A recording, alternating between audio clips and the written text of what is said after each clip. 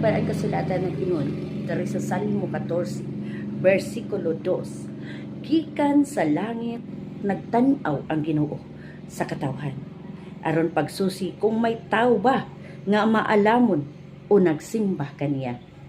So igsoon dito sa langit gisusi sa Dios ang katawhan kung naapabay nagsimba kaniya, naapabay ni duol nga na kaniya, naapabay nagsalig nga na kaniya, o ang tao napuno na ba sa pagkadautan. Kay kung atong ipadayon paingon diri sa 3, nasa laag na ang tanan og pulos na sila dautan, wala gayoy kanilay nagbuhat og matarong.